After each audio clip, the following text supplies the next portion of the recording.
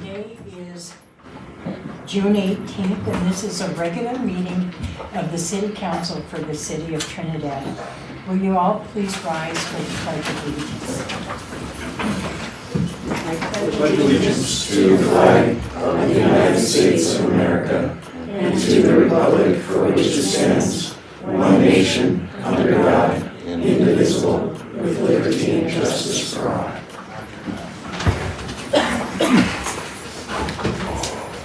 Just a reminder, I don't see any hats in the audience, but please silence your cell phones so we won't get disrupted. Item number 1 is roll call. Is Manny online? Yeah. Okay. Roll call, please. DeBono? Here. Shu? Here. Thurman? Trujillo? Say here. Oh, we You're muted. No, I think it's on our end. We're muted. Oh. Are you there, Manny? Yes, sir. There you are. Okay, all right, thank you. Ogletree? Here. Williamson? Here. Griego? Here, item number 2, approval of the agenda.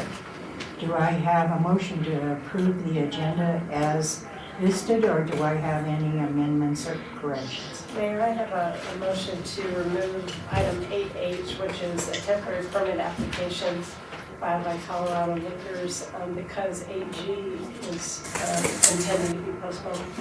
We don't need that on the agenda. Okay. Ms. Ogletree made the motion. Is there a second to delete? And Mayor and Council, I would recommend, agreed with the motion. I would recommend maybe disposing of G as well, because it could be awkward, since they are in tandem, and part of the same. Okay. I think we would like to have the matter called and continued if we Okay, could. that's fine. I just want to make sure. No. Okay, Ms. Ogletree's Here, motion. I want to clarify everything, okay. Yeah, maybe we should. please.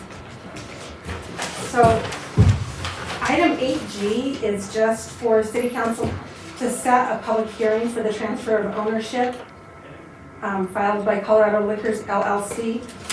That one, I want council to please consider setting the public hearing for July 2nd instead of July 16th.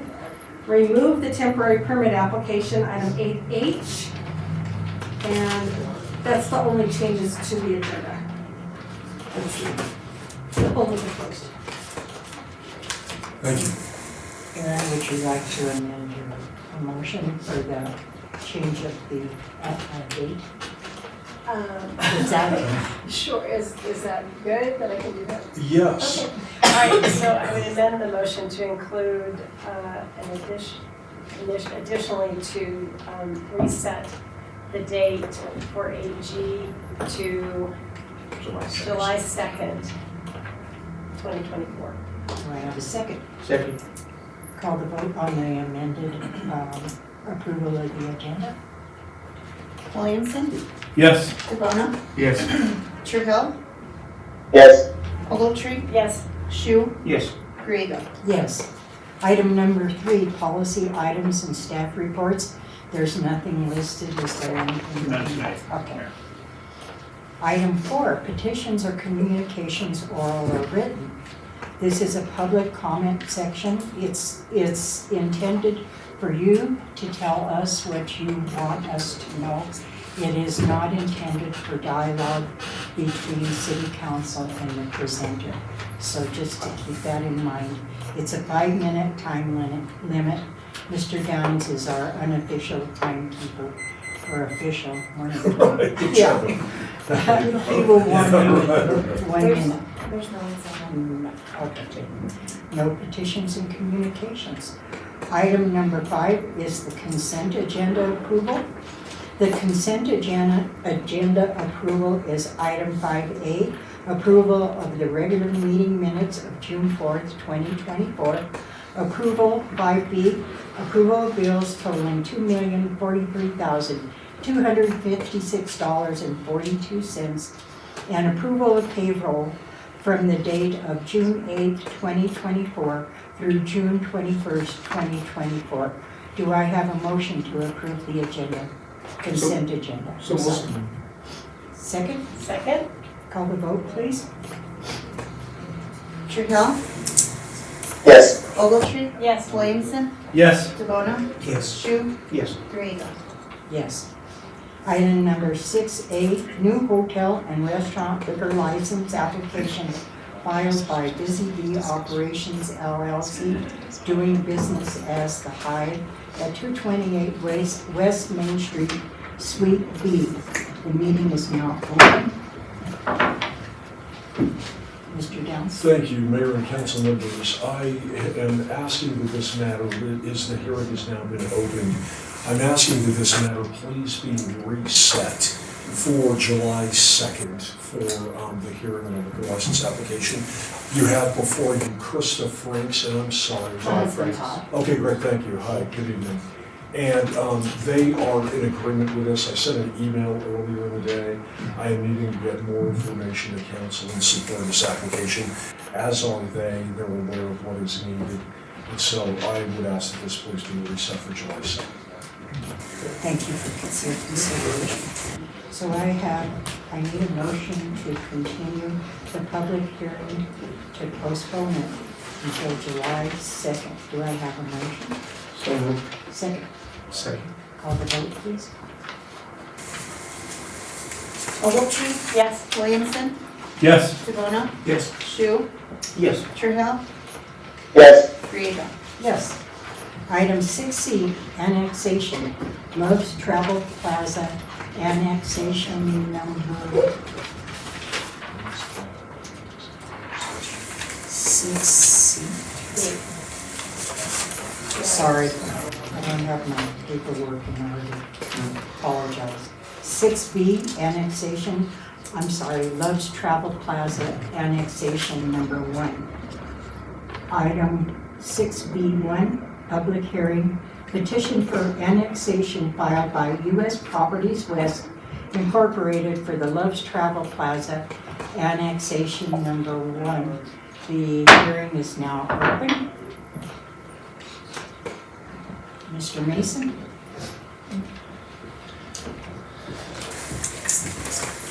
Evening, Mayor, Council.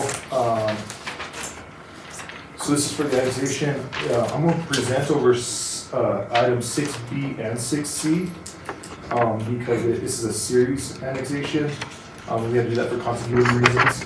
So it's two separate actions, but I'm presenting them because they're everything pretty much the same with them, just two different actions. So phase 1 is 40.06.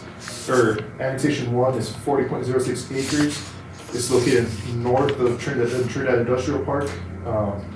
It includes Elmore Road. On April 19th, U.S. Properties West filed an annexation petition, and the use is for Love's Travel Plaza. On May 7th, we had a concept review that was held with both City Council and Planning Zoning Commission. And on May 7th, there was a resolution of substantial compliance was adopted, and we set the public hearing for today. May 14th, the Planning Zoning Commission heard the annexation and rezone. They unanimously recommended approval. They also heard a development plan side variance. They unanimously approved that part of the application. There was some conditions for applicant to enter an annexation agreement with the city, and also bring Elmore Road, Freedom Road intersection to city standards. The annexation was noticed for this public hearing on May 17th, May 24th, May 31st, and June 7th. The application / annexation impact report was referred to the necessary entities between May 17th and May 23rd. This includes CDOT, Los Angeles County, and Purgatory River Water Conservancy District. The annexation impact report included maps, annexation maps, rezone, the development plan, the draft of the annexation agreement, the statement And a couple statements saying there's no main extensions of utilities, they were not requested, there's no special districts, and there's no expected impact on the student population. They're not expecting any students to bring in. There's also proof of CDOT access permit submittal. Their rezone, they've requested community commercial. Well, this is pretty common for the industrial. The industrial park is all community commercial or industrial. The contiguity has been verified, and we have received no comments from any of the referred to entities. The only exception would be BNSF. They are the adjacent property owner. They raised some issues with drainage. This is typically handled during the building permit, so we'll get this resolved before we issue a building permit. There was no comment from Los Angeles County. The annex petitioner is the only property owner in this annex, so there's no other properties that are involved with it. Staff believes all requirements of Colorado Revised Statute Section 3112-104 and 3112-105 have been met. For the second phase of annexation, that's 6C, it's 28.1 acres, and this is north of the previously discussed annexation, the annexation 1. There was no concerns, and the zoning is the same, community commercial. And contiguity has been verified with that one. So I can answer any questions. The applicant is here as well to answer any questions. Let's start with annexation number 1. Do you have any questions? As far as I understand, there hasn't been any public opposition to this plan, is that correct? No, the only was BNSF, and that's because they're adjacent property owner. They had some questions about drainage. So I do know the engineering and BNSF have been working together to see how they get that resolved. So like I said, we'll handle that with the building permit, which is how that's commonly done. So it won't hold up the annexation. And is this in conformity with our comprehensive plan? Yes, so this area is targeted as a growth area. It's also in our 3-mile plan as a place to expand. So yeah, it's a couple targets for us.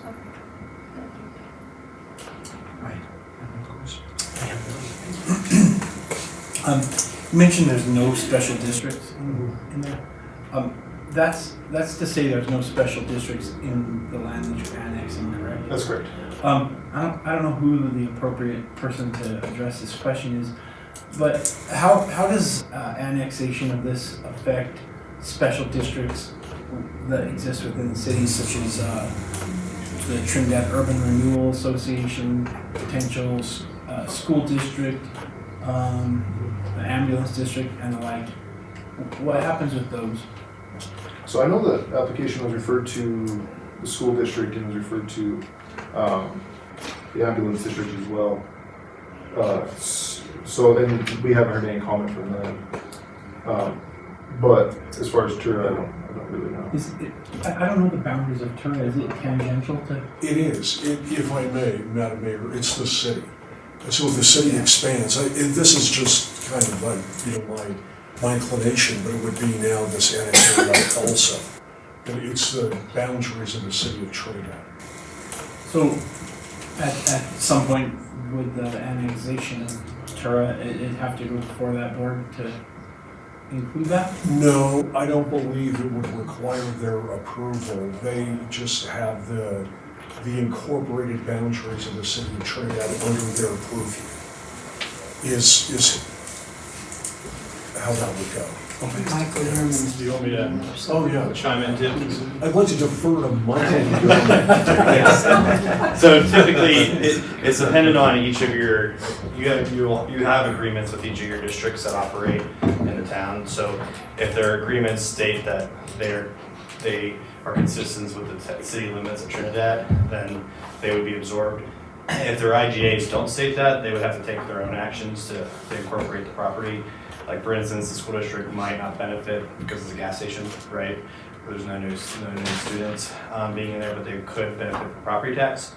So, but if it's most likely that their agreement is is just what Mr. Downs has stated, that it is potential with the expansion of the town limits.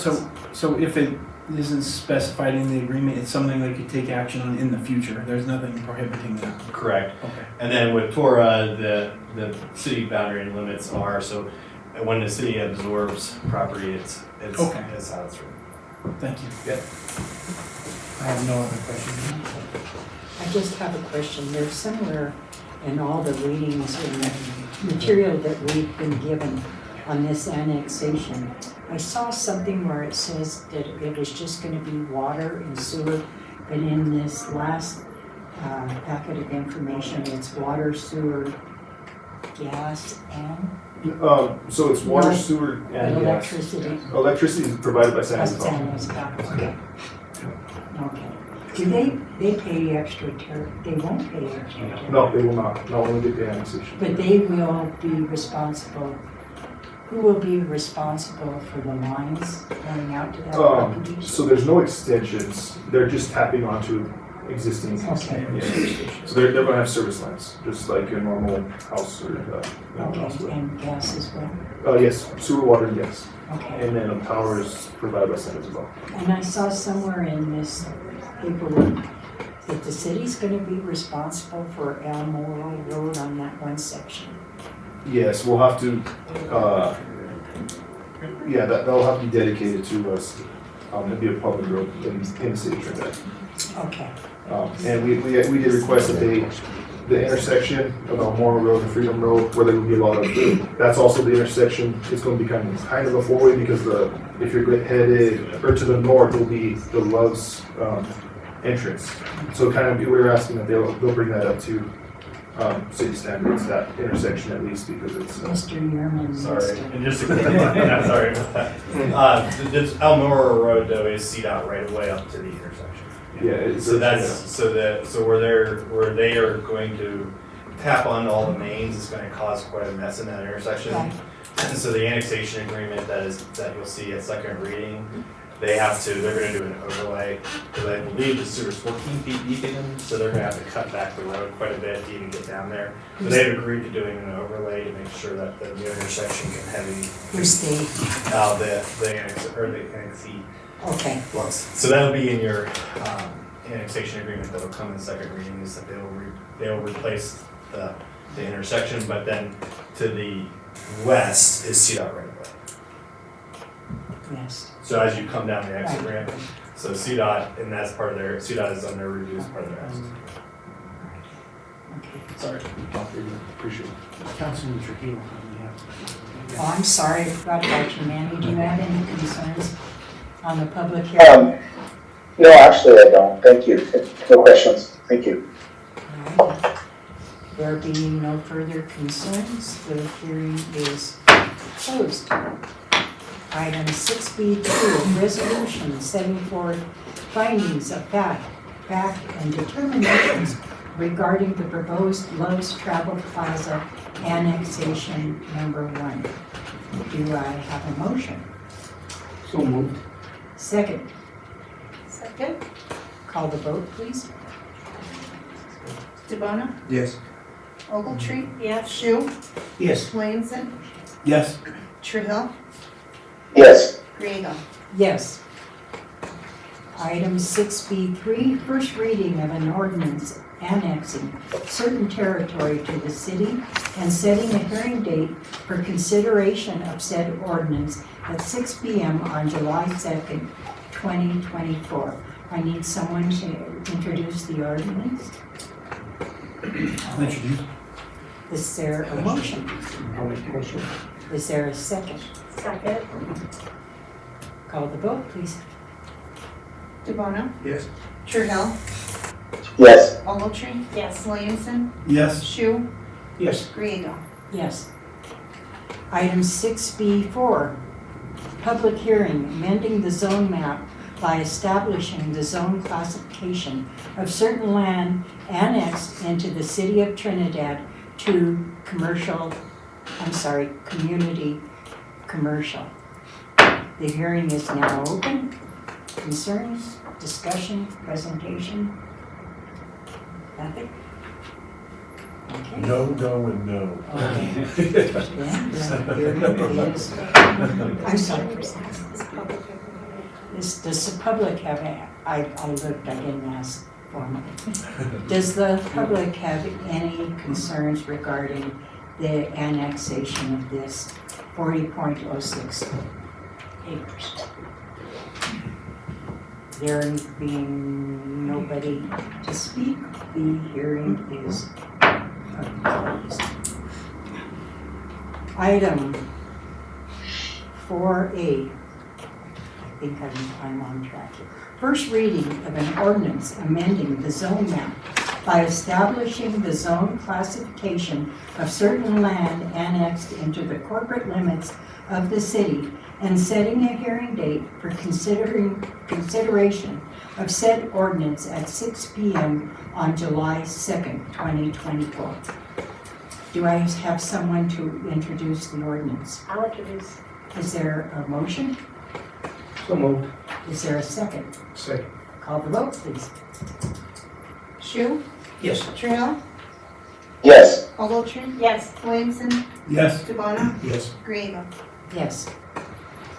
Item 6C, annexation. Love's Travel Plaza annexation number 2. Item 6.1, public hearing. Petition for annexation filed by U.S. Properties West Incorporated for the Love's Travel Plaza annexation 2, which includes 20.10 acres. The public hearing is open. Concerns, Mr. Oh, okay. I just want to see if there's any questions, but yeah, this is the second part of it, the northern part, 28.10 acres. There was no concerns with this one, and it's requested, the zoning is community commercial, and the contiguity's been verified, so just if there's any questions.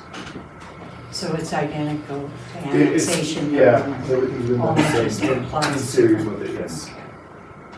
Mr. Williamson. I have no questions. Mr. Trujillo, do you have any questions, concerns? No, I do not at this time. Thank you. Mr. Schubert?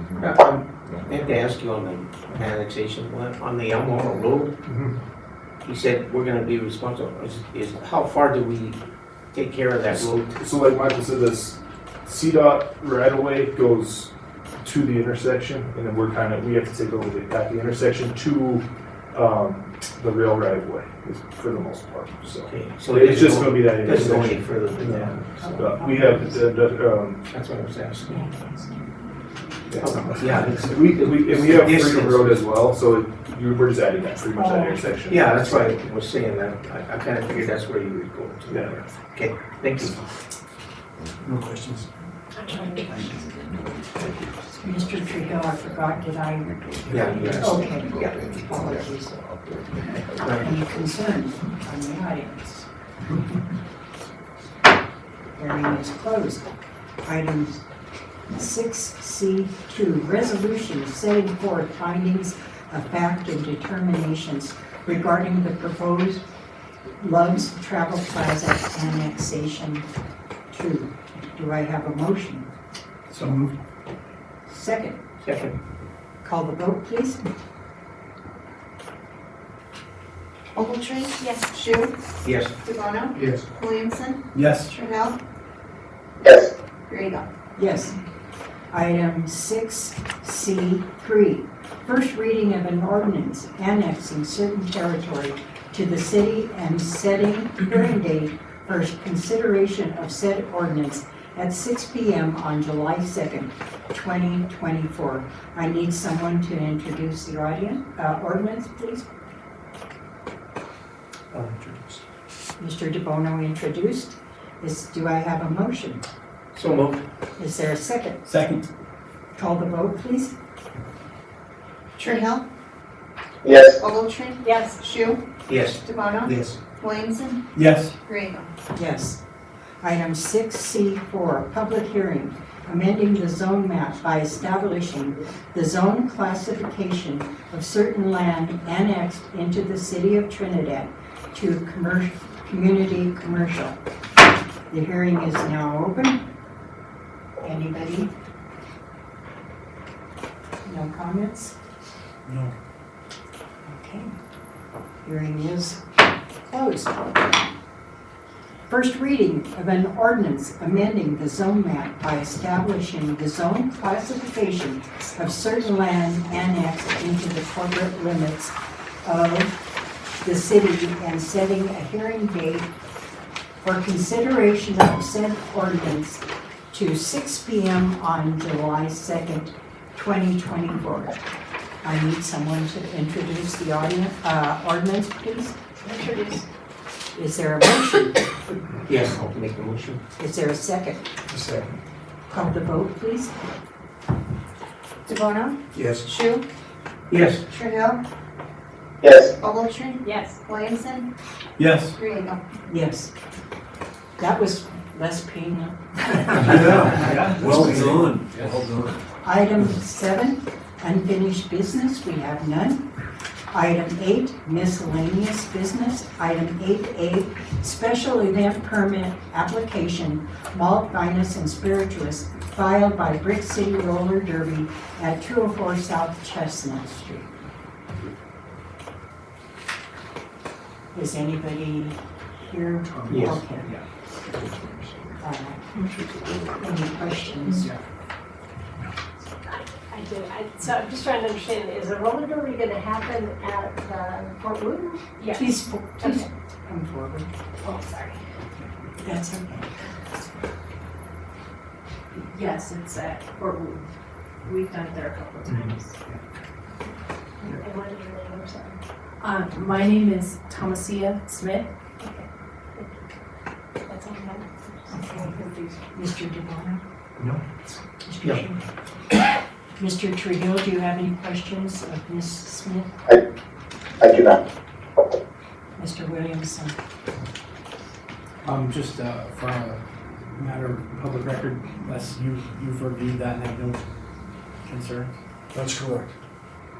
I have no questions for. So apparently you have experience with this type of event, and evidently, yeah. I mean, the Brick City Rollers have. You had no issues with that? No, we have no issues. Everyone's pretty cool. It's nice. Thank you. Need a motion for the special event permit application? So moved. Second? Second. Call the vote, please. Williamson, Yes. Ogletree, Yes. Shu, Yes. Trahell, Yes. DeBono, Yes. Griego. Yes. Item 8C, 8B, appointments to the Lodging Tax Advisory Board, the Arts and Culture Advisory Commission, the Historic Preservation Commission, and the Library Board.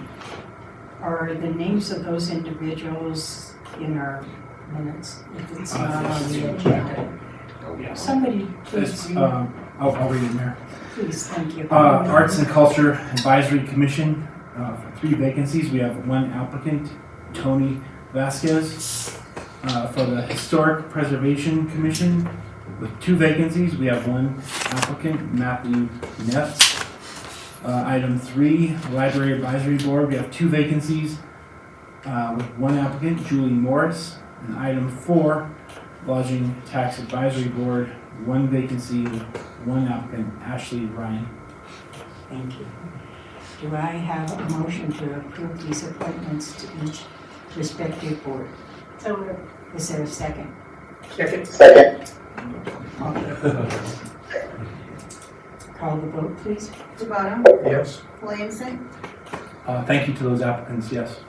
Shu, Ah, yes. Ogletree, Yes. Trahell, Yes. Griego. Yes. And a huge thank you to those who applied for those boards.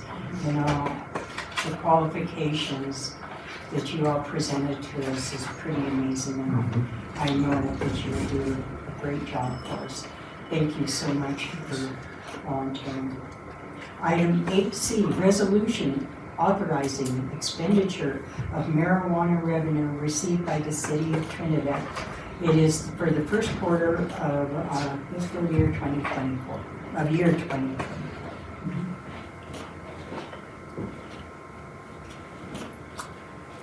Who will present? Do we have? Cheryl, we're waiting for you. That's your invitation.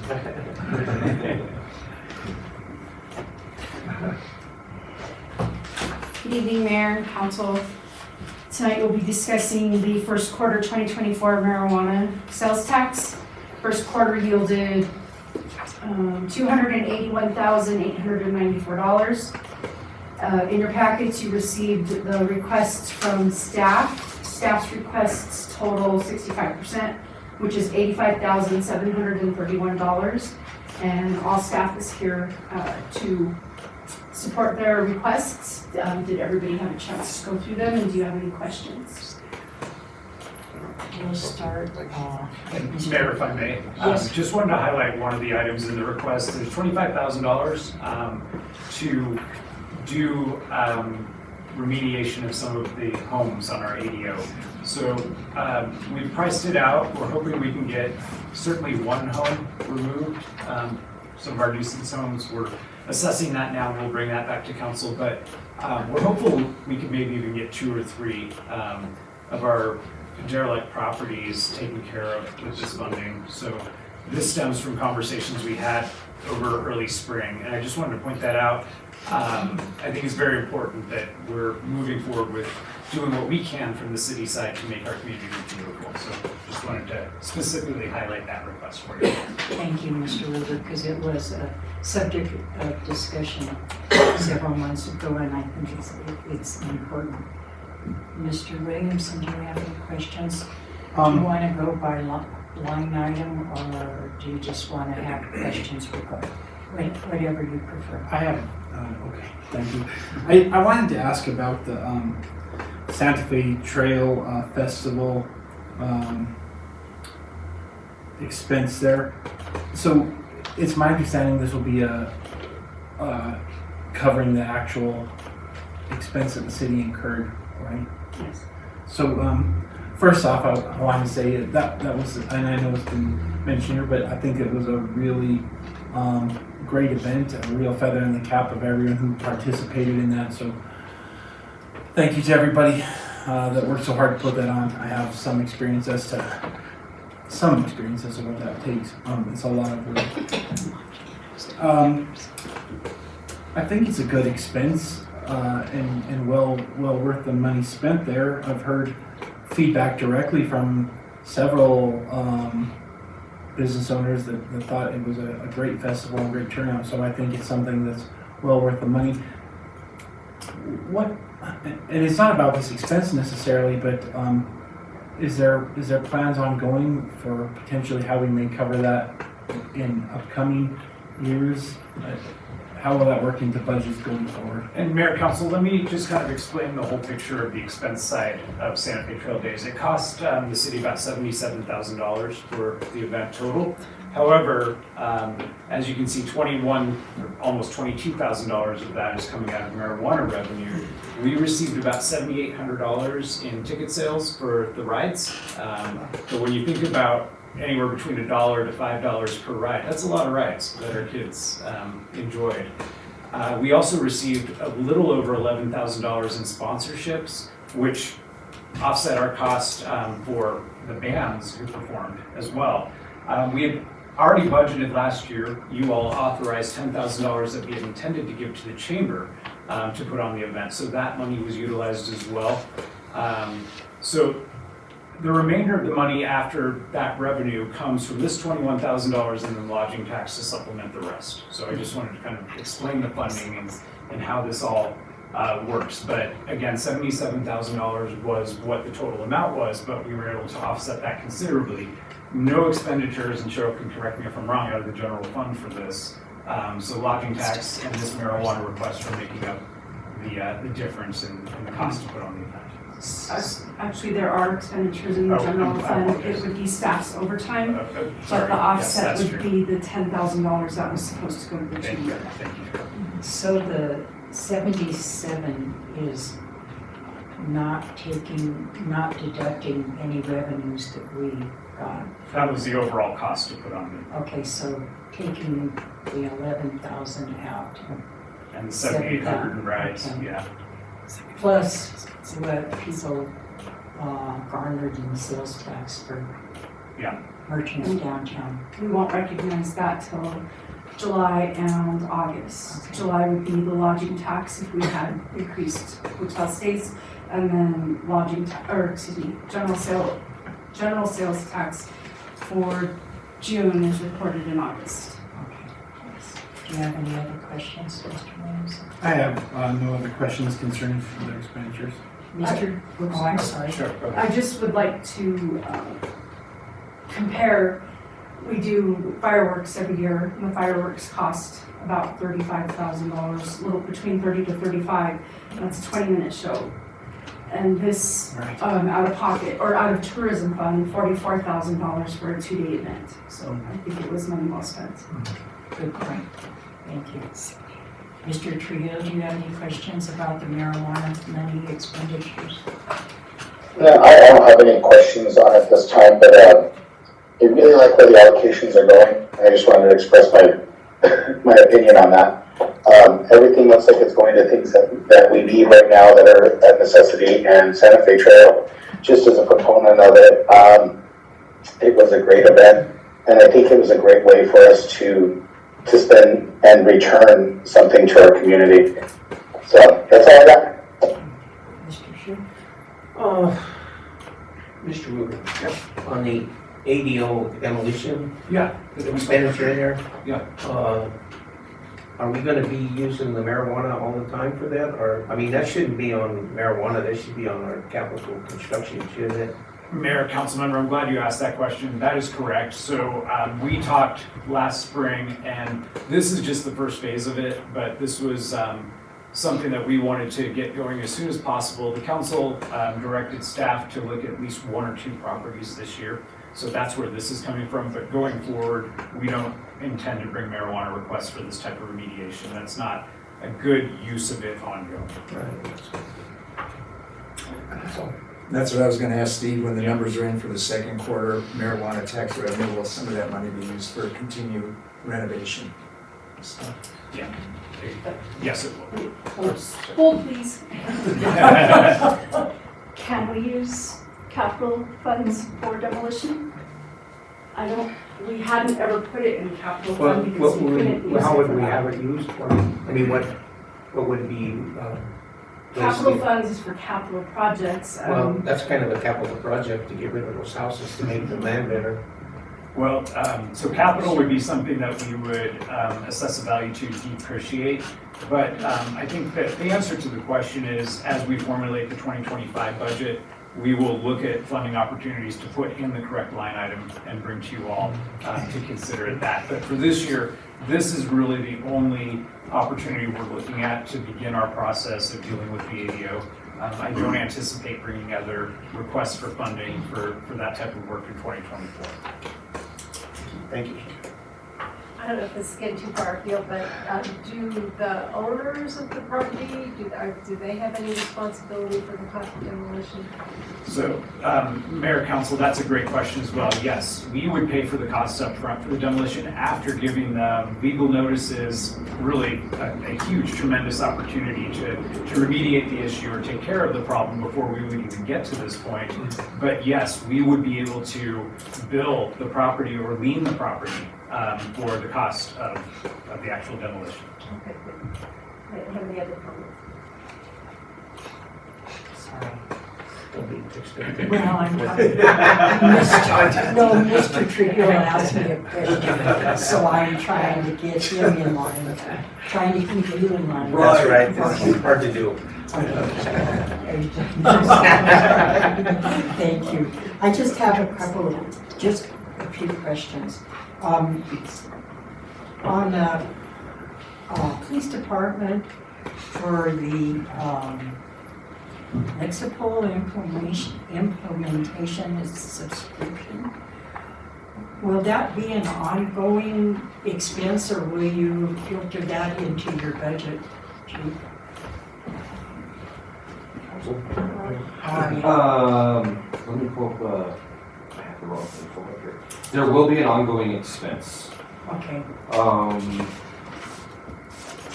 So the implementation is quite expensive because what they do is they take our policy that we have now and they put it in their format and they give us some updates and they, kind of oversee it.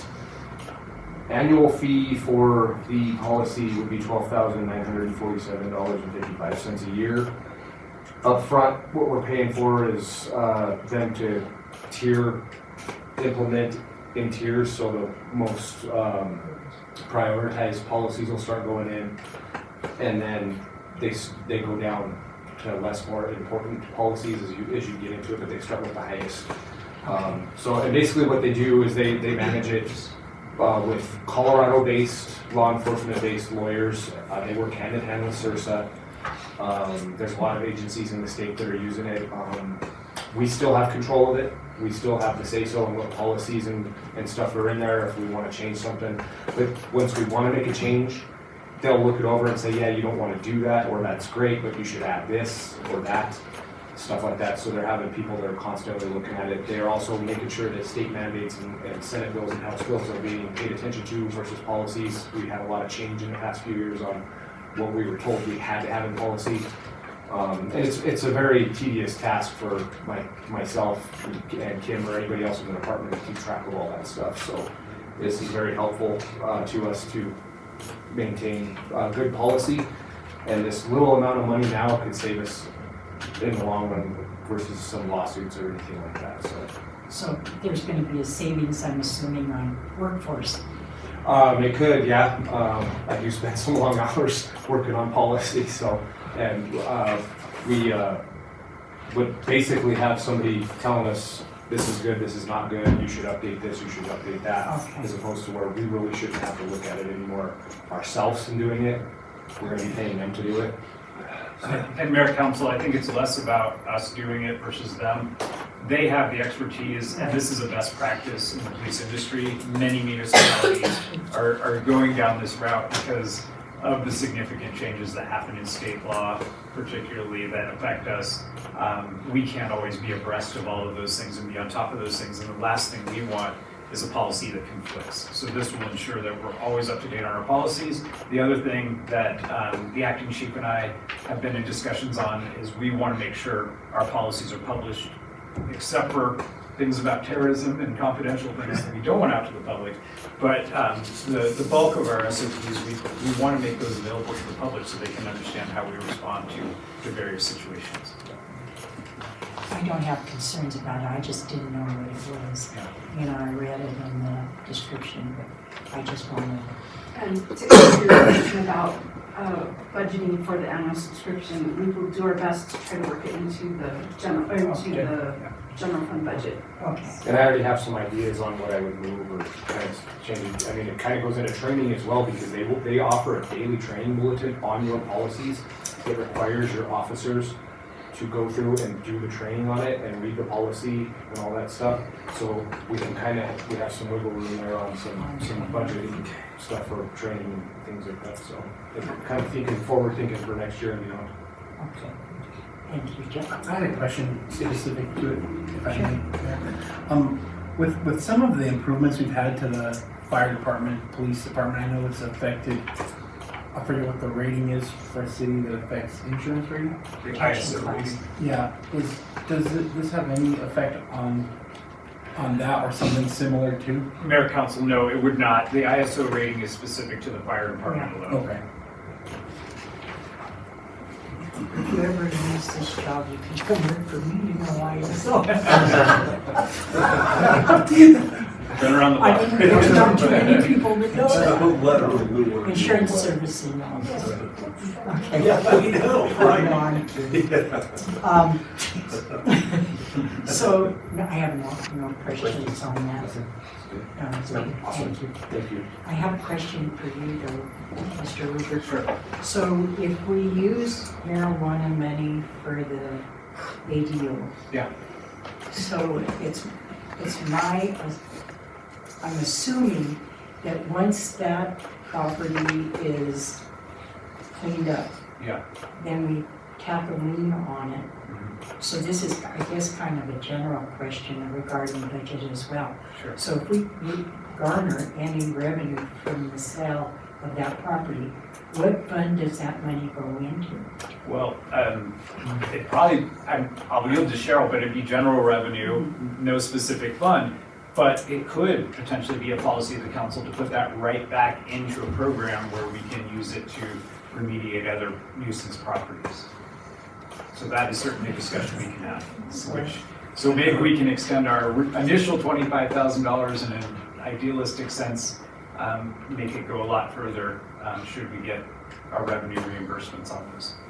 We do, somebody remember that, because We'll remember that. We do track that revenue separately, so. oh, thank you. Thanks, Carol. Any other questions?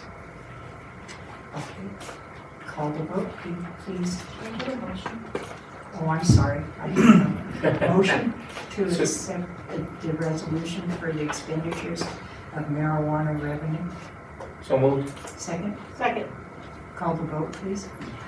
Williamson, Yes. DeBono, Yes. Trahell, Yes. Ogletree. Yes. Shu, Yes. Griego. Yes. Item 8D, first reading of an ordinance of the City Council of the City of Trinidad, Colorado, correcting real property records of certain property known as Eagle Rock subdivision located in the City of Trinidad, Los Animas County, Colorado, and setting a hearing date on July 2nd, 2024 at 6 p.m. I need someone to introduce. I'll introduce. Make a motion. We'll make motion. Is there a second? Second. Call the vote. DeBono, Yes. Shu, Yes. Trahell, Yes. Ogletree. Yes. Williamson, Yes. Griego. Yes. Hi, Mr. Yeoman. How are you? Good. So this item and then the following item kind of are together.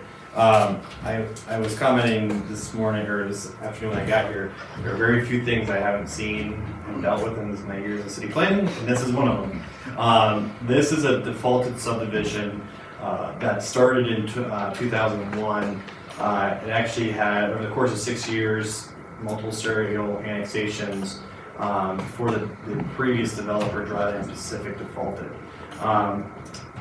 Prior to defaulting, which could only make matters worse, they filed an illegal subdivision, which was the Eagle Rock Subdivision 2. The issue is that if you go on today to the county assessor's records, those lots are actually shown, and the right-of-ways that were dedicated on that plat to the city were accepted by the county, not by the town. Currently, we now have a new property owner who is looking to actually go through the process correctly and begin the rectifying of the default and bring that land back into usable residential land for the city. Unfortunately, until we clean up title, the previous agreements that are tied to that property continue to be bound because they are the assessor and assigned by their taking title of the property. So this ordinance, in conjunction with the next item, the development agreement, will clean title and allow the phase 1, which was legally platted, which actually 4 lots have been sold in, to proceed with the final installation. Half the utilities are actually already in the ground, sewer and water, to be the completion of the street and completion of the gas. I'll get into the specifics on the development agreement and the performances that are being included in that development agreement.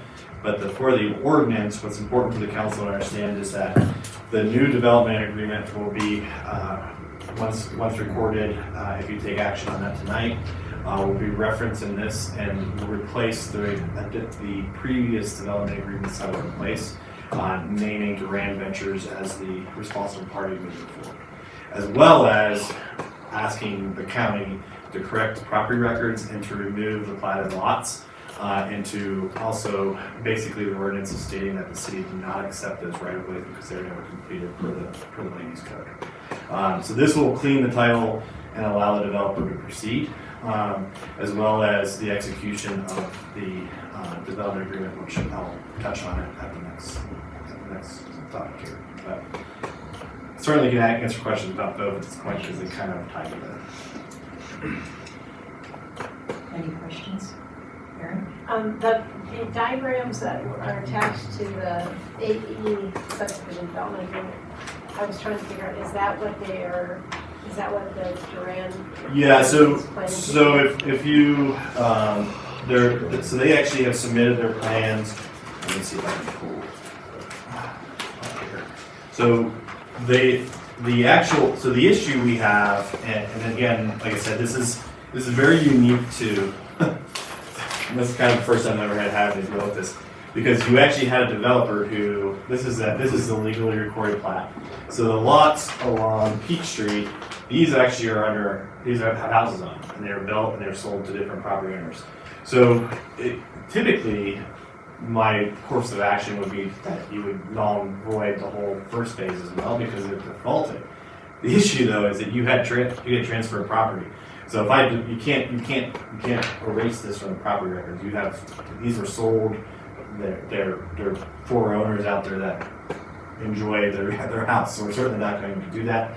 And the idea here is, how do we proceed without affecting other folks that already live out there? And so the best course of action is to basically take this plat, continue to say it's valid, which it is. It was platted, it went through the land use approvals, but then to require the new development agreement, which we'll be acting on tonight, to put in the infrastructure and the remaining for the benefit of the developer that will get these additional lots.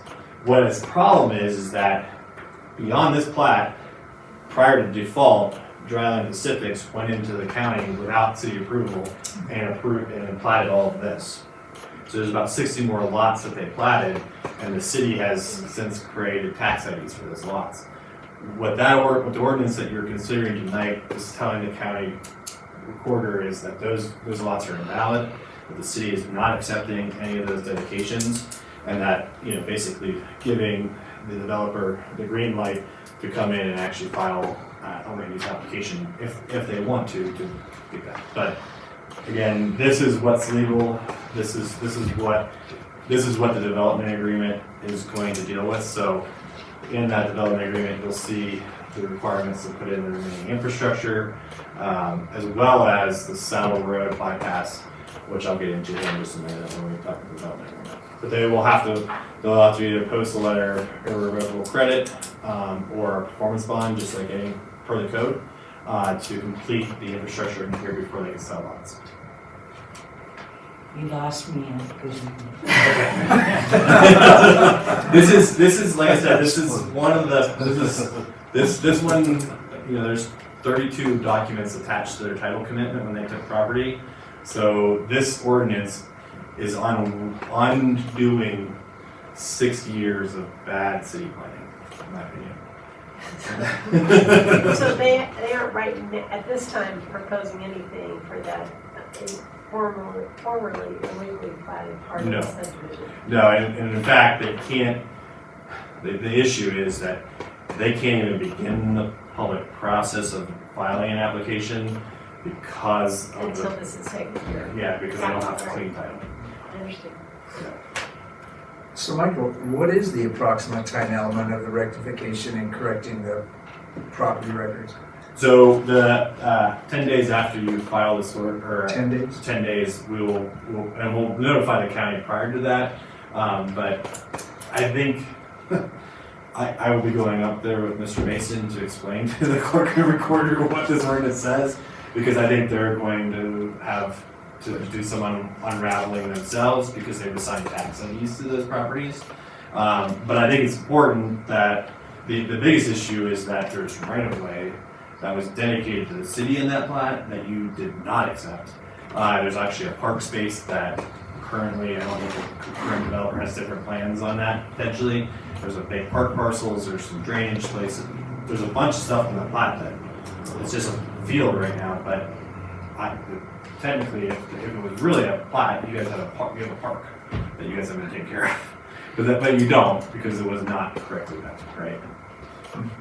So there's quite a bit to that plat that's pretty bad for the city that needs to be corrected. And that's why we want to get this ordinance passed so that we can clean the title. and erase that old plat. No, there are four more, you said there were 4 houses there? Yeah, Isn't there, on the other side of the street, 4 more houses? so that was Yeah, not. are those not included, and those are not part of that parcel? No, that wasn't part of the phase one. You can see on there, you can see those owners are specified, so that, for what it's worth, I don't know, because it wasn't in the title work when that was actually planted. So what I have to believe is that this came in and the road was put in, so the developer took advantage of having the road there. Will we have any issues with that side of the road?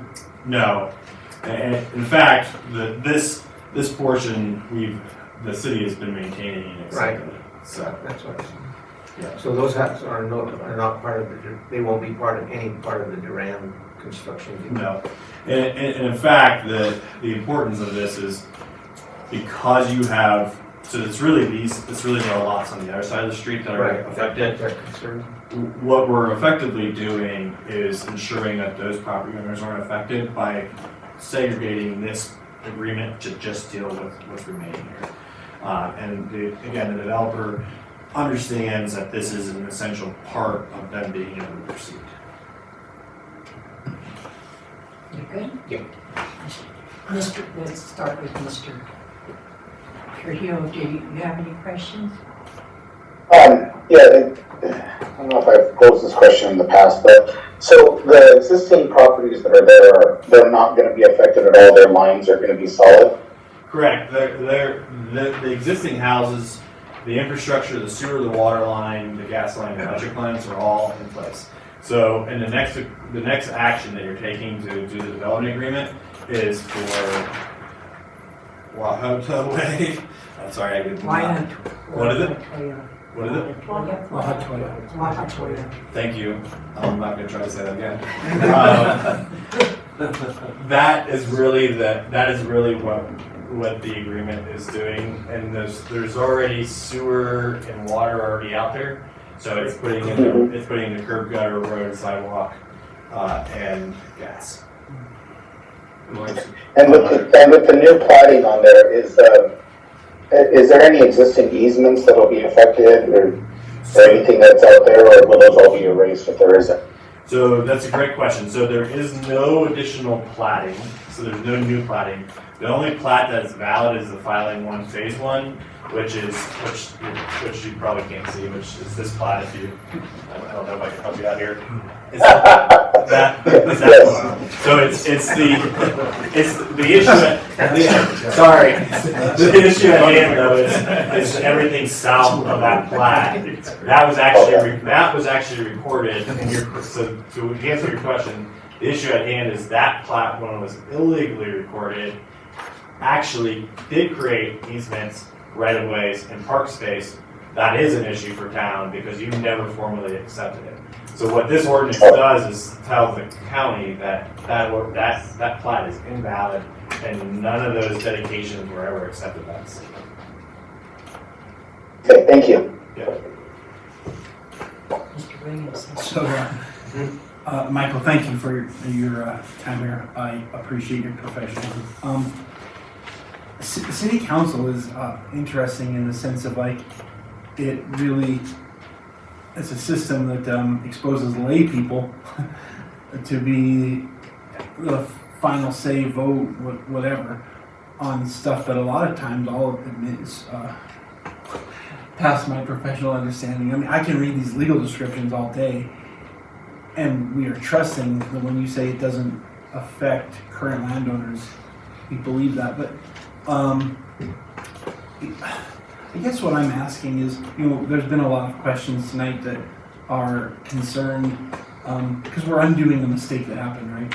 So, what stop gaps have been examined? What process is there to ensure that this that we're doing tonight isn't causing future problems for existing landowners and the potential developer? How many steps does that go through? How is that ensured? So, well, the short answer is basically me and the staff have gone through the title and looked at. What's important to understand is that the Exhibit A to what you're looking at that is referenced in there, the property, is what the current owner took title to. So the agreement as drafted is actually, it's a great question. The way we, and it is a concern of mine, because it's really important on how we drafted the ordinance, because the special warranty deed that they took title, that is the only property affected. So they hold title. So this ordinance by Exhibit A, which is the attachment, which is the warranty deed, can only affect property they own. So that's a good question in that it's actually part of the way we legally drafted this is to ensure that no other properties could be affected because they are the only, the cited property in this ordinance is that they have shown that they own through special warranty. And then two, again, it is kind of concerning to me that those additional lots have been shown on the tax record for so long.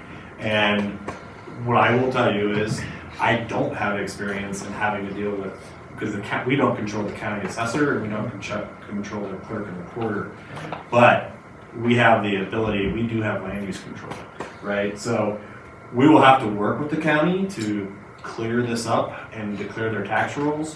I don't know if they've charged taxes for those lots or whatnot, so that is part of what we will have to unravel to get this back to a point where the developer can proceed. So it's not as clean cut as it probably sounds. It probably doesn't sound clean cut at all,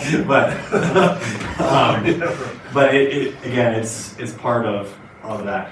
The other thing I will say is that we do, just for the public record, because it's a great question, and I can cover my butt because of that question, we are reliant on the title commitment, and a title commitment provided by a title company. And they ensure that title commitment. So that is how we find the public record for all of these things that are cited. So there is secondary professionals that provided us with all the documentation that we are citing here. Okay. One last question. Sure. Other than what you just alluded to, and that being the potential of past taxes on those, is there any other major roadblocks that you've identified that may cause this to be significantly delayed? No, I mean, again, what you're dealing with today is just the completion of this phase. Okay. So that's what's important is, the developer has to complete the improvements, and then so getting into the actual development agreement, which is the next agenda item. The other really big, which is part of the reason I think most of this actually kind of came unraveled, is that there was a major sewer bypass project required that the previous developer fought the city on. I mean, I can just tell you that because I read all the memos. For about 3 or 4 years, they were trying to not do the required bypass. The developer, Duran Ventures, has agreed not only to do that, but to post the escrow today or upon the execution of the development agreement. As you know, that was on your last agenda, the bid award. So they're going to post the difference between what the city currently holds from the defaulted developer and the difference, which is A little over 100,000. no, it's sorry, it's so the amount the city holds is $309,440.97. The actual bid award was $356,176.93. So that's a difference of $46,000. So before, what will happen is that the developer will actually write the city a check. Once we receive that check, we'll record this development agreement, and then not only will the other thing that happened, again, trying to protect the city as best we could, the city is actually doing a Saddle Road bypass, and that we publicly bidded that because it's not actually physically in the subdivision. And we did that for a couple reasons. One, by doing that, we're ensuring that work is done to city specifications and being done by a third party. And by doing that third party is actually doing all the insurance requirements that are required for the code to do city infrastructure. So the developer is paying for that work, the taxpayers are not. to be real clear on that. And Mayor Council, if I may, you actually approved the contract preliminarily at your last meeting, so tonight's action will enable us to move forward on that sewer improvement as well. I have no other question. Oh, you have. Thank you, Mr. Willie. Call the vote on 18. We did it? Okay. Sorry. That's what I get for being so proud of my son. Yes. 8E, consideration of Eagle Rock subdivision development agreement. So the only thing I'll add to everything I just said is that per city code, a performance bond or an irrevocable letter of credit is required prior to the contractor beginning work on all of this. So what will happen upon approval of the agreement tonight, one, as we just discussed, the developer is responsible for posting escrow for the Saddle Road bypass. And two, they have submitted preliminary engineering plans, but they will be required to get approval from the city through the Public Works Department, as is typical for any development like this.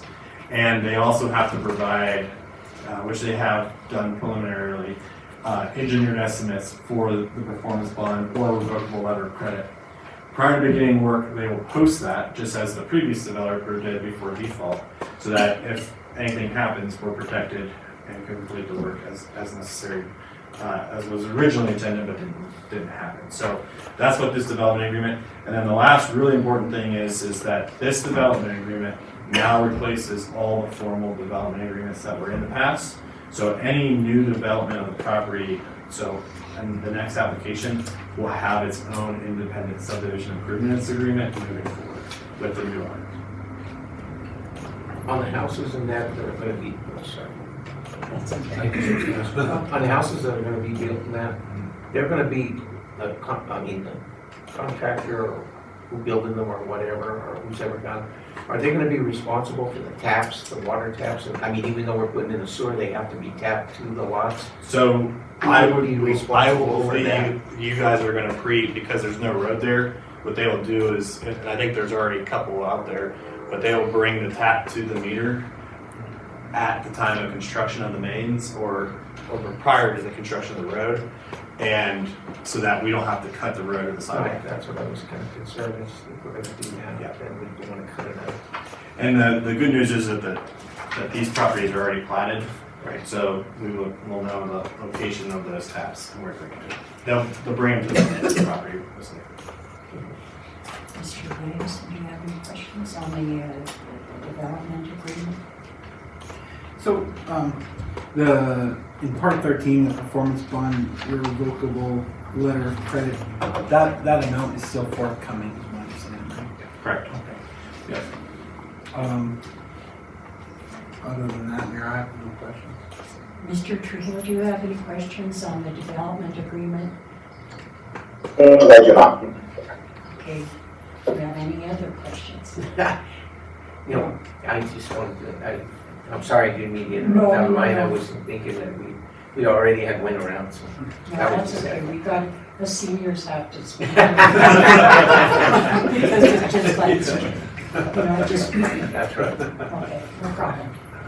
I have no questions, Mayor. The only question I had is, it's a really complicated agreement, it's, not terribly so, but do we negotiate these things, or does the developer present it to us, or how? It's actually in your, most of this is in your code. What I will say though is that some of this, especially in this case, a good bit of this was negotiated, in that again, Mike, this is a first for me in my career. The goal being that what I will say is that the city and the developer sat down and acted in good faith, which I will say did occur, which I compliment the developer for following through on their commitments. In that the goal being the city has a big chunk of the land that's been defaulted for almost 24 years, and the city, from where we stood, really want to see something positive happen and to get this stuff out of the ground and to resolve the default. So I would say that you're correct, some of this was negotiated, but things like the performance bond and the requirements for meeting some city specifications are actually in the code.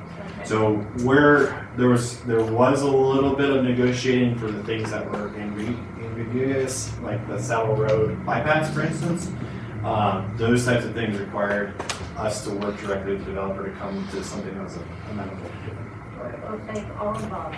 Yeah. A lot of hard work. I have one more question if I may. So going back to the performance bond or irrevocable letter of credit, that's going to happen in the future, but we're voting on it tonight. So how does that? So again, they are required to provide engineered estimates that the city accepts, and so that is how the amount is determined. So they have already today provided us with engineered estimates with an engineer stamp on it. We're currently reviewing those, and we will be doing our review. It is atypical, and I'll say this, and the reason that as staff, normally you would want to have engineered plans before you go into this. The issue we have is the Saddle Road bypass project, and the fact that that is being performed by a third party. So what's really important and again, this is where we kind of had to work with the developer. It's pretty hard for the developer to commit that much money to a city project without an assurance that they're allowed to proceed with their development, especially at least clearing their path. So I would say we didn't bend, we bent but not broke on the code, in that I think it is a reasonable request for them to have the assurance that this passes before having to spend all the additional work to do engineering and everything else that's required to get under construction. But if I may, Michael and Mayor, ultimately, to Michael's point, I just want to emphasize that the amount of the bond or the irrevocable letter of credit will be tied to, again, engineering estimates provided by the developer that the city accepts, and that's specified in the agreement. So while the process is a little atypical, the amount is expected, and both parties are amicable to that. Tonight is just to allow the bypass to occur in effect. It's allowed the bypass to occur, but the other reason that we again bended a little bit on the way that happened is that this subdivision had already been previously engineered. That's the other big. Sorry, I should probably brought that up. The sewer line, the water line is already in the ground, so they really can't shift the previous engineering, because then it wouldn't be on top of the water line. So that's why we're untying a very big bird's nest knot here, and so it is requiring us to be a little bit of flex and having some flexibility. Okay, I have a question to the performance bond again. When somebody submits an estimate to the city, someone on staff vets those figures to make sure that they're realistic. Does the same thing happen on a performance bond? Yes. So the nice thing is that, we discussed this today, the city has previous work that we've completed in last year for sewer improvements, road improvements, etc. So we will be comparing those and looking at quantities, etc. that still need to be completed. Again, we're still, with the developer, still trying to figure out exactly what's in the ground, what was done, what's been accepted, and whatnot. So I think tonight's action by the council gives the developer the assurances that they can then put more money into the stuff that needs to get done so that they can proceed. But wholeheartedly, I would understand being in Mr. Duran's position, and that it's hard to spend a lot of extra money on this type of stuff until you have assurance that you're going to be able to file on. You can't even file an application at the time, so until this is dealt with. One final It's earlier than I thought it was. It is now. I just, first off, thank you to everyone that was involved in this. You know, if you look forward to the future, it's a great thing, I think, for the city of Trinidad. So getting there is the issue, right? Only because this is somewhat atypical. Mr. Downs, I wanted to ask you, obviously you've been involved in this process from the beginning. Is there anything in the way that we're doing this that increases risk or adverse action towards the city in any capacity? No, in my opinion. Like Mr. Gurman said, and this is kind of a novel, notion to have to undo, a defunct development. But no, there's nothing that is like being shortcutted or any path we're having to take that would potentially increase liability for the city. So the process is atypical, but not exposing us to any extra liability. Well said. Okay. Mayor, I have no more questions. She's trying to keep them straight again. No, it's just I'm going to give you 30 seconds. No, I'm just kidding. Right? Yes. Did any of this help us with unraveling Cougar Canyon? I was thinking that. I was like, boy, I hope council doesn't. I was like, really don't ask that No, question. it did not. I can only imagine the I type know, of yeah. question for that. We can have, right, exactly. We can have Michael start working on that next if he'd like. But no, Bars of luck. Yeah. Okay, yeah, that's it. sorry. Okay, I have no questions, but I have a comment. What Mr. Williamson mentioned about us lay people having to sit here and make decisions, even what's considered a simple decision, it weighs very heavy on all of us, and we depend on professionals like yourself to give us guidance on this, and I so appreciate your professionalism and also the professionalism of staff. And I can tell this is a real tricky one because your cheeks are all red. It's taken a lot of, I actually almost bought a third monitor so I could have 3 documents open side by side. Understood. So you know how we feel up here. Yes. Okay. No, but thank you so much, and thank you to staff for going through all this. So item 8E, consideration of Eagle Rock subdivision development agreement. I need a motion. So moved. Second, Second, call vote. Devono, Yes. Shu, Yes. Ogletree, yes. Williamson, Yes. Trahell, yes, Griego. Yes. Item 8F, first reading of an ordinance revising the municipal code, chapter 14, land use code, and setting a hearing date for consideration of said ordinance for 6 p.m. on July 16th. Is that correct? Yes. Okay, 2024. I need someone to introduce. I'll introduce it. I need a motion. Second. Second. So I will give Mr. Mason for this ordinance a lot of credit because he's already caught my poor performance in some of my initial land use code writing. And some of this is some things that we didn't touch on when we did the process implementation. We did take this to the Planning and Zoning Commission. What was the date of that? We took it March 12th at the regular meeting. That was when we introduced the proposed revisions, and then we worked with them on, and we got the final recommendations based off that. And May 14th at the Planning and Zoning Commission regular meeting, they approved the formal recommendations. So a majority of what was being that is in this ordinance is cleanup, and it's some of it is having used the code. A good example, the setback definition being one, is actually clarifying that it's the edge of the actual face of the building versus the eave, for instance, or some type of like out. So it's adding clarification. Another one is, for instance, for site plan reviews.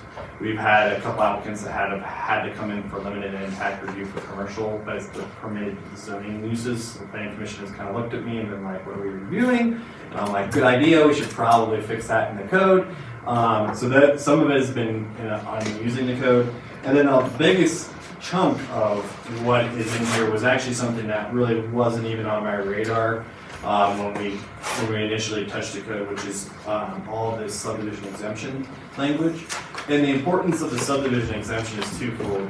One, and again, this is something I haven't dealt with in my career, but you have a lot of legal description lots that were never formally filed as a plat at the county.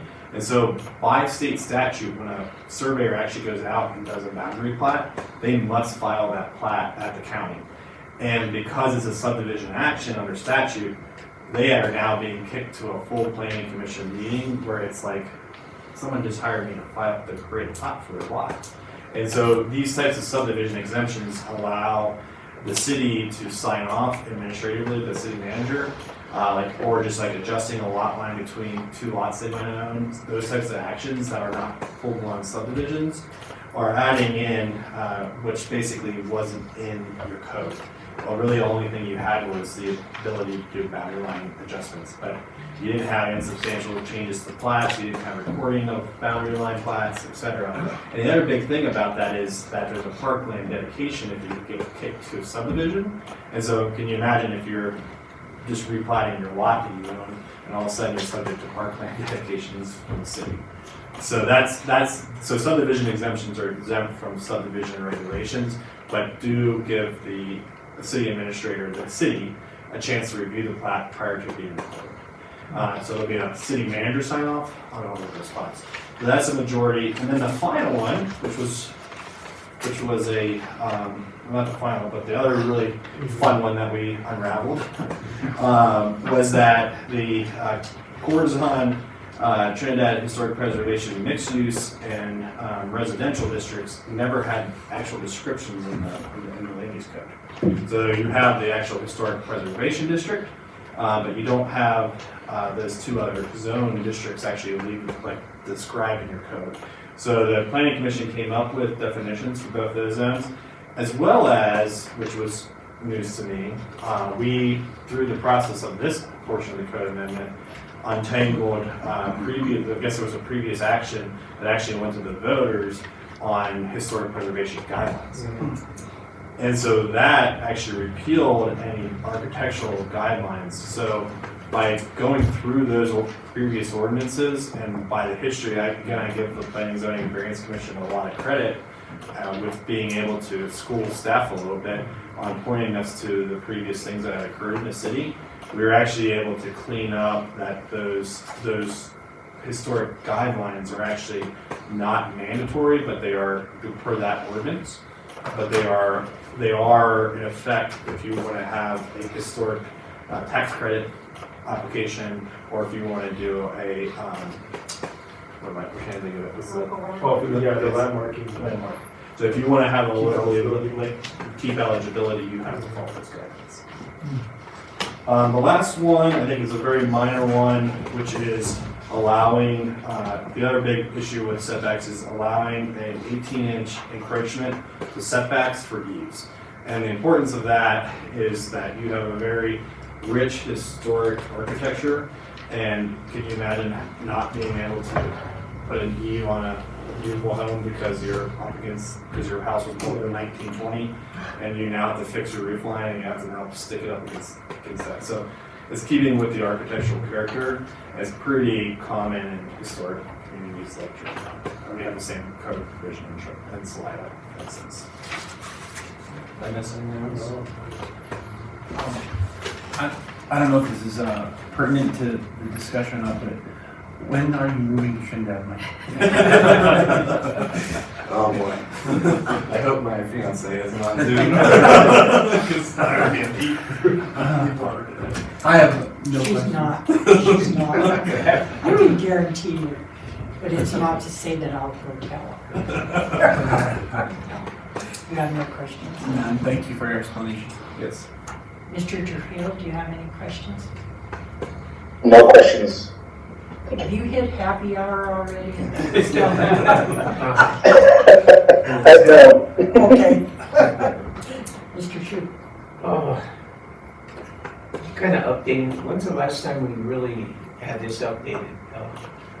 So we did the big update a year and a half. That's what I thought, Yeah. and none of this was included in that? No, so, good question. So number one, what we tackled, and it was very intentional on my part because we did not get into any entitlements. We only dealt with processes in your code in that last revision. I did miss the subdivision. I'll just wholeheartedly tell you, I missed the subdivision exemptions. I saw some of them in there, but I should have.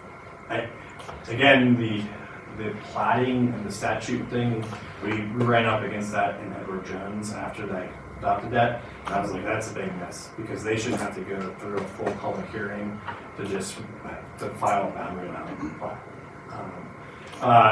The other ones, I think I give Mr. Mason credit and what he's been able to accomplish in his time so far is actually the application of the code updates and saying, hey, Michael, like for instance, the limited impact review of permitted uses is a recommendation directly from your staff. So do we need to review this every year, or is it something that pretty much set for? I mean, like, as we- more developments come and stuff, we may have to update stuff like that. Yeah, well, To add definitely. to it. I mean, there probably will be changes just because I can't say that this is perfect, but these are the major ones that caused, and some, I mean, one was the first day I got hired here, the setback, everybody's like, oh no, it's to the eve, and I was like, why? Why isn't the house? Realistically, I mean, it's my understanding, it's in effect, we've purchased a new toolbox and we're now using those tools and seeing the limitations, so we've had to make some adjustments to it, right? That's a lot of it. And I will say, like, one code amendment that didn't make it in here that was the Parks and Open Space dedication requirements. And the Planning Commission, I think, was not prepared to move forward with any formal recommendations. And they want to revisit that and they want more information. So there's things like they want to look at the Park and Rec master plan and look at different planning documents before they dive into making a recommendation. And again, I would commend the Planning, Zoning, and Variance Commission. They also have played an instrumental role in bringing these things forward as well. So as they develop and see things, they also tell Nick, and that's how he's working with this. Mayor Council, in two of my previous employers, we went through comprehensive land use code updates as well, similar to what we did a year and a half ago. And in both cases, there was a handful of amendments that happened subsequent to that. It's hard to go through it and anticipate everything, but then once it becomes a living, breathing document, there's some lessons learned, and we want to make it as solid as possible. So that's part of, bringing these updates to you and making sure we're addressing them now. I have no questions. In the historic preservation area, do we have to change our zoning map to No, reflect these? what's actually, that's what actually triggered this was the Planning and Zoning Commission's like, we have zone districts, but there's two missing zone districts. Because so, that section has 13 or 14 of, every zone is described of what that, gives a 2-sentence description of what someone can expect their property to be, expected of their property in that. Those two are on your zoning map, but are not part of Don't it. have any explanation. No. Okay. And that was like, I was like, wow, I missed a big one. That just carried over from when they originally separated HP residential, HP mixed use. And they reflected on the map, but they never really gave it definition. It was really weird to say that. And it was a long time ago, and it's been carried on for quite a while, so, yeah. The other tool that you guys do have, by the way, which is really important for the public to know, is because of your land use code update, we also, through the Doyle grant, revised the zoning map. And your consultant, which was not me, I will give credit to your other consultant that you hired, they went through all the zoning ordinances of the city and updated that. So that's a huge, from the day I started helping and assisting, you now have an online map that you will visit every year and certify per any additional changes that occur. So, again, continued investment in the GIS and the zoning and those tools for your planner are going to keep It's actually a huge development tool for people that want to invest in the city and being able to access those types of, like that type of information with a click of a button on your computer. Does the land use code have to be revisited when there's, I'd say, not drastic, but large changes in the community? Is that? So typically what you would do is a comprehensive plan update first, and then the comp plan typically drives additional updates. The one thing I would be mindful of is that the state legislature has passed quite a few land use legislation documents, and the fallout of some of that legislation is probably going to trigger quite a few additional code amendments moving forward. So just keep that in the back of your mind as things kind of progress from CNL and things you hear at those meetings.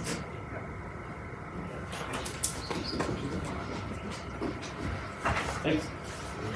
Thank you. Good job. Call the vote, please, on April. Trinidad, Yes. Ogletree, Yes. Williamson, Yes. Shu, Yes. DeBono, Yes. Griego. Yes. Item 8G and 8H has been postponed and amended in the meeting. So we skip those two agenda items. And we go to item 9, which is council reports. So did you have anything? Yes, Arts and Culture approved a sculpture that will go out at the ballpark. And it's a large baseball glove that will be suitable for pictures in front of the field. It's going to be, as far as I understand, sort of to the left of the snack bar between where people gather and the dugout is. So I think it'll be a good contribution and fun. And then I met with, I'm sorry, just No. so awful. No apologies. Went to the Golf Association meeting and they had a presentation from someone who has some relationship with Frank Azar, suggesting some improvements that he might be willing to help fund. But it seems as though this season is going very well with their tournaments. They're being very well attended and people are enjoying the golf course. And it's in good shape, good condition this year. So that's all. May I ask a question?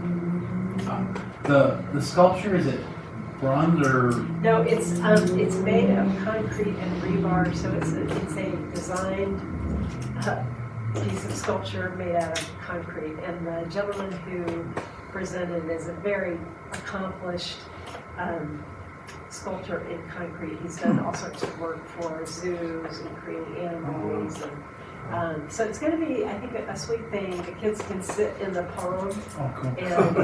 And so it'll be fun. Very nice. Mr. DeBono? No reports. Mr. Trujillo, do you have anything to report? Just that Main Street met, I believe it was last Friday. We all met down at LEA and there was a pretty decent turnout. A lot of ideas were shared and we'll see what comes of that on the next planning phases of that LEA. Also, I just want to give a special thank you to everyone that showed up for the Senior Center. Sorry, Aaron, if I'm taking your report here. Not at all. It was a great turnout for the World Elder Abuse Awareness Day. This is a great time. South Central Council of Governments, their staff did an amazing job. Also, Department of Human Services, long-term care, APS, all the staff that was there, we thank them for everything that they did and what they were able to put together, all the vendors that showed up, and just the community participation was awesome. And thank you to the city for everything that they contributed there. The last minute fixes was awesome. And Steve coming out, spending time with us, it was great celebrating with everybody, and it was a good, very, very good turnout. And we hope to make it bigger next year. And that's all I got. Mr. Williams? For the record, Councilman Trio, I was going to defer to you for your report on that.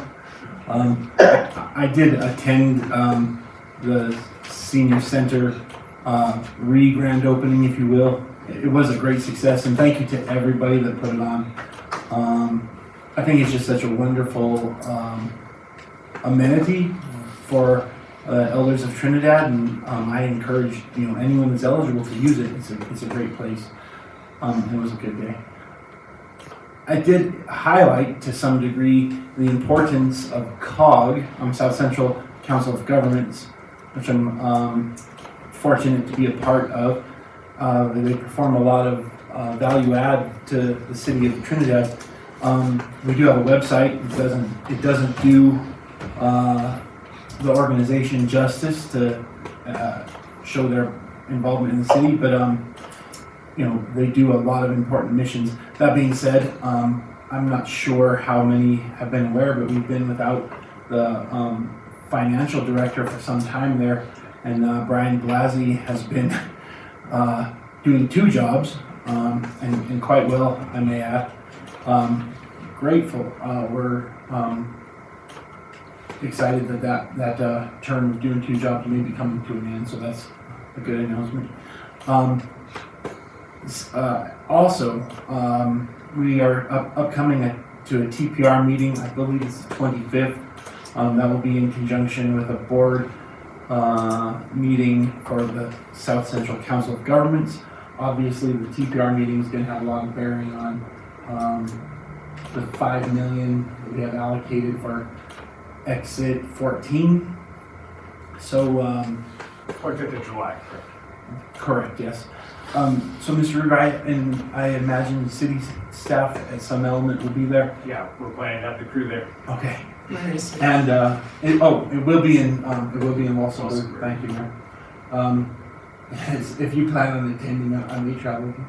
Okay. But so obviously we need to keep an eye on that. And then the other thing, the South Central Council of Government, primarily under the leadership of Mr. Blasey, through STAC, we're really trying to spearhead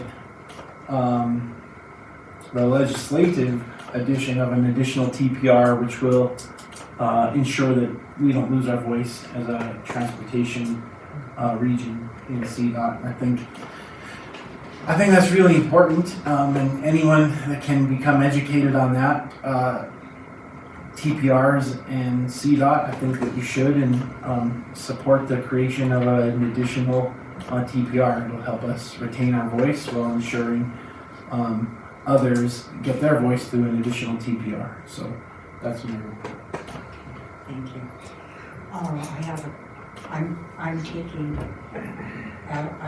I'm following suit with Mayor Rico because I've got about 10 items here.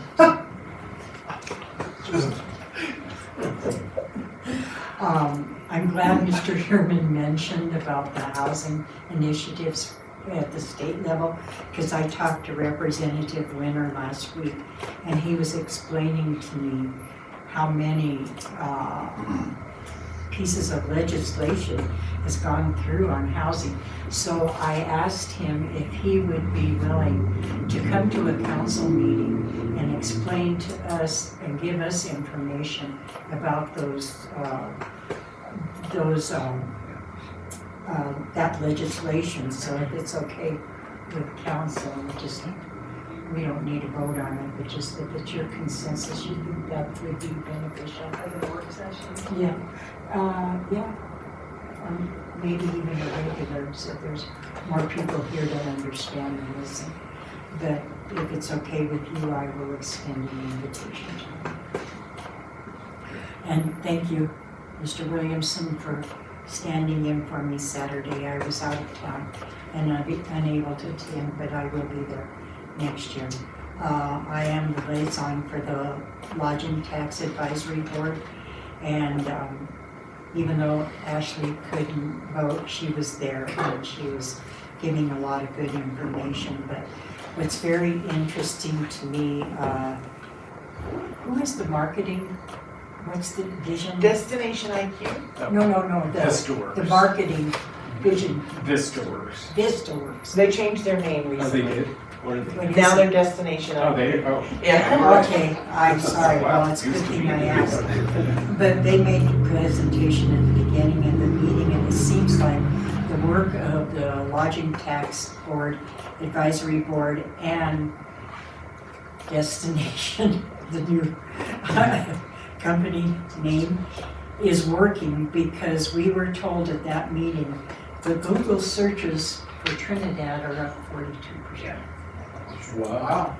And Google searches things to do in Trinidad on Facebook are up 174%. And on Instagram, did she say? 552% were up on all of those categories. So thank you. And please, if I don't remember, thank the other board members for their good work.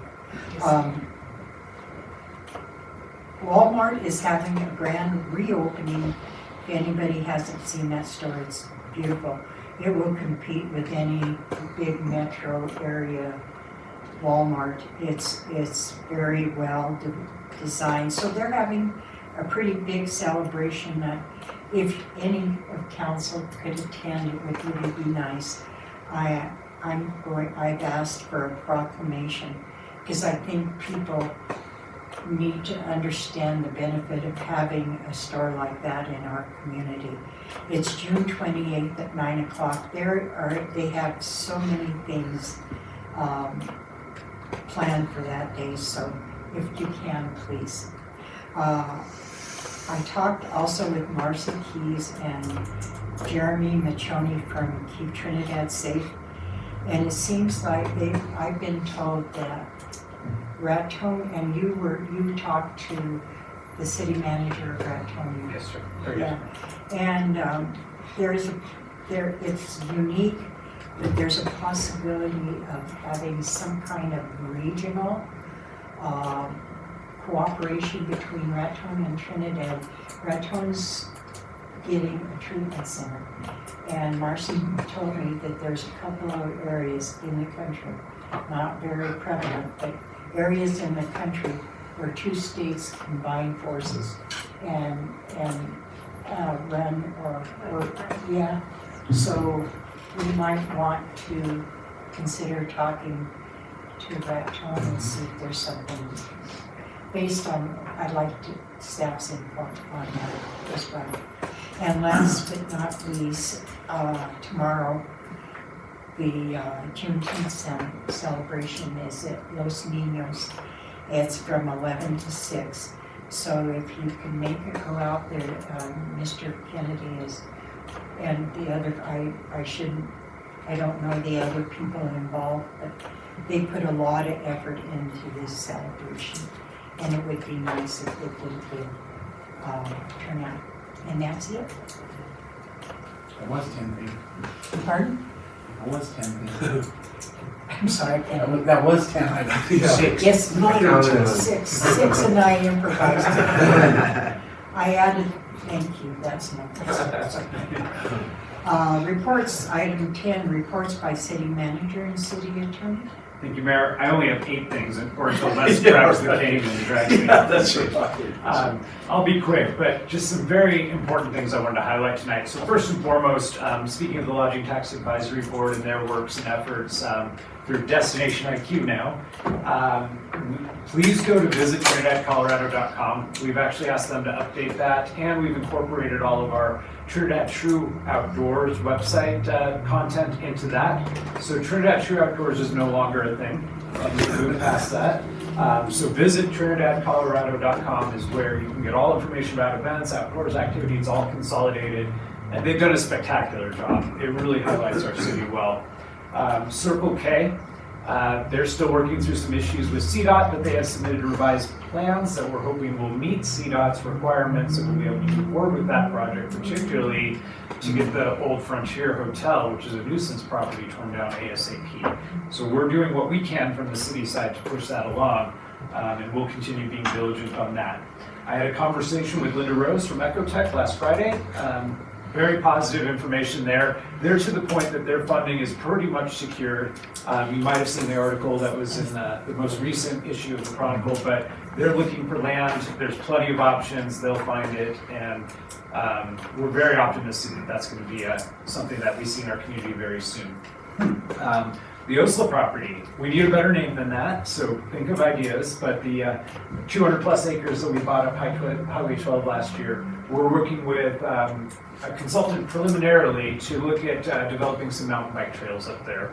So we want to start activating that property as soon as we can. Again, a good use of our lodging tax money to put into that effort. The company we're working with is called Six Pack Outdoors. And they are legit, even though their name is Six Pack. But they have done a lot of trail development around the Amarillo area. In fact, they developed all the mountain bike trails for Palo Duro Canyon. So they're a very, very cool company. And the guy that we met with, his name's Chris, he actually spent his summers in Stonewall. So it's nice to have that regional connection. So we'll have further updates on that, but excited to see some development happening on that front. On Tuesday, the 25th, next week, I will be going to Montrose, unfortunately, that I have to drive that far, but it's for a good reason. I'll be answering questions and presenting to DOLA's panel for our grant application to rehabilitate Church Street in support of the Holy Trinity Rehabilitation Project. So we're very optimistic we'll get that money and excited to see Church Street come to fruition and look tremendous. I really want to just commend staff. We talked a little bit about Santa Fe Trail Days, but staff really many staff members went above and beyond to make that a success. The feedback that we're getting internally from the community is very positive. Lots of kids out enjoying rides. It was a very hot day. Saw many community members, council members there, and it was just a great event for everyone to come together and really celebrate Trinidad. One piece of feedback I got was, where were the covered wagons or the Billy the Kid lookalikes? And that's a very, very fair point. So we'll consider that going forward. We just want to mention the Trinidad Art Fest, which we're working on permitting and making sure that can go forward. I will be on July 13th and 14th. The boiler at the pool. We have opened the pool despite it not being heated. So glad to see that, and these hot days are helping. But we did have our insurance company come down and do an assessment, and we're hoping we can get the boiler replaced ASAP and move forward. And that's all I have. Thank you. Thank you. Before you continue, Yes, I ma'am. forgot something. Oh. It was, Just kidding, I'm sorry. roll your eyes. Yeah, I'm sorry, just kidding. It was on the top of my list, but I didn't put it down. I didn't think I would forget it, but I did. But when Mr. Ruber talked about Santa Fe Trail Festival, you know, I was amazed at what staff did those months, not just the 2 days of the festival. I mean, they worked and worked and worked, and it turned out to be a very successful event. I talked to a couple of merchants downtown, said they had their best sales day ever on that day. And you know, some people don't feel that that's an appropriate spending of city money, but it came from the appropriate revenue sources for number one. But when you talk about a city, and this is my little jag, but you talk about a city, you talk about not only the brick and mortar and the roads and the infrastructure, you talk about the people that live in the community. And I, for one, really think that the people of Trinidad needed that event.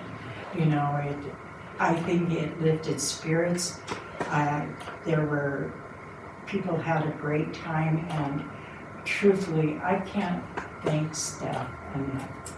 I mean, you guys were out there sunburned, your tail was dragging, and you just kept going and going and going. And I so appreciate what staff does for this community and the well-being of this community. Thank you isn't sufficient to tell you how much I appreciate what you all do. It's not said very often, but it should be, and I really appreciate that. So I'm finished, Mr. Grant. Well, and Madam Mayor, council members, I just want to add on to that if I could, please. And I just have a few comments. And I want to say regarding Santa Fe Trail Days, that truly superlatives and adjectives fail me in terms of what this was and what it amounted to. I mean, we called it a city event, and it truly was a city event. I mean, it was incredible, the sacrifice and the sacrifice of everybody that was involved, but also the presence there. Like the police department was so omnipresent. It was like there were holograms of police officers because they were everywhere. The fire department having the very, pronounced presence also, along with the ambulance district, having like emergency personnel and people kind of watching the crowd the whole time. That was a really wonderful thing also. I want to say regarding your city staff, according to my calculations, and a lot of them I think were working like 12 and 14-hour days on Friday and Saturday. And it even involved 3 of the ladies, Audra, Donna, and Kimberly at one point, holding onto a plastic truck in the rain, and Kim being on an aluminum ladder while lightning was going on and rain. I mean, they were like even sacrificing their own bodies for the stage where the equipment was for the bands so that things didn't get ruined. I want to say vendors were happy, including the woman whose booth was hit by the car on Friday night. She had a wonderful social media post thanking everyone involved and saying it was a great event despite her booth getting smashed into by a car. And she said she still made money and had a great time. Businesses seemed happy. And we even won over a couple of detractors, a business or two, who were saying this is going to be horrible, it's not good, and by the conclusion they were just so happy. Citizens seemed, and I wanted to say, and you guys may have mentioned this, but the Mitchell Museum, if I understand correctly, sold over $400,000 in art. 40,000. Okay, I'm sorry. Okay, but had a great night. Anyway, an epic night. Sorry, there I am exaggerating, but had an incredible night. Citizens were happy, and the positive feedback that was given on social media was also incredible. Very few negative comments, very little criticism, even on social media, which of course is astounding, as we all know, for anything that the city does. We also received many letters of thanks from the community. And I just wanted to say that in terms of this, I think a lot of people who are really, excited for doing this again next year, money and council permitting. So kudos to all of you, kudos to all the city people who did this, but really kudos to the guy sitting to my right. Seriously, who allowed this to happen, who cut staff loose on this, and they just tackled it, and really it began at the top, and Steve did a great job, and it was just a wonderful event. So that's all I have. Thank you. Thank you. Did I drone on to you? No. Good. No, I Anyway. appreciate it. Okay, last item on the agenda is adjournment. Motion to adjourn. Second. Second? Call the vote, please. DeBono? Yes. Shu? Yes. Trahell? Yes. Ogletree? Yes. Williamson? Yes. Yes. Have a good evening. Thank you. Roger that.